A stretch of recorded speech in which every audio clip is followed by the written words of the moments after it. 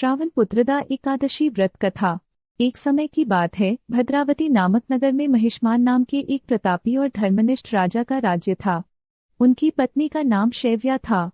राजा के पास धन, वैभव, सेना, प्रजा डैश सब कुछ था, परंतु एक दुख उन्हें दिन रात खाए जा रहा था। उनकी कोई संतान नहीं थी। राजा सोचते, मेरे बाद वंश कैसे चलेगा, श्राद्ध आदि कौन करेगा।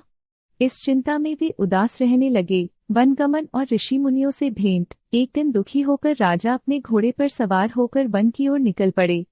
चलते चलते वे एक विशाल सरोवर के किनारे पहुंचे।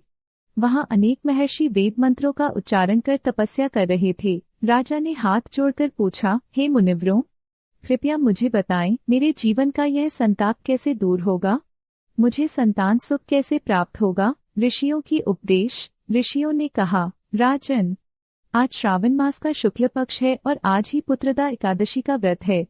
यह व्रत विशेष रूप से संतान की प्राप्ति के लिए उत्तम माना जाता है। यदि आप आज पूर्ण श्रद्धा और नियम से यह व्रत करेंगे तो आपको निश्चित ही संतान की प्राप्ति होगी। राजा का व्रत। राजा ने उसी समय व्रत का संकल्प लिया। वे दिन भर भगवान विष्णु का पूजन, कथा श्रवण और हरिनाम संकीर्तन करते रहे।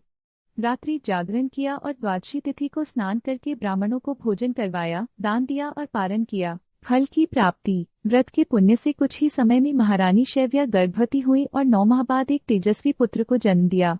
वह बालक बड़ा होकर वीर, विद्वान और धर्मनिष्ठ राजा बना। भगवान श्री कृष्ण का कथन। भगवान श्री कृष्ण ने इस कथा को युधिष्ठिर को सुनाते हुए कहा, हे धर्मराज, पुत्रदा एकादशी का व्रत न केवल संतान की प्राप्ति के लिए बल्कि पापों से मुक्ति और मोक्ष के लिए भी अत्यंत फलदायी है। जो भी श्रद्धा और भक्ति से यह व्रत करता है उसकी सभी मनोकामनाएं पूर्ण होती हैं। फलश्रुति। जो कोई भी पुत्रदा एकादशी की कथा पढ़ता या सुनता है उसे संतान सुख, धन, वैभव और अंत में भगवान विष्णु के धाम की प्राप्ति होती है। इति श्रीपद्म पुराणे श्रावण शुक्ल पक्षे पुत्रदा एकादशी व्रत कथा समाप्ता। ओम नमो भगवते वासुदेवाय।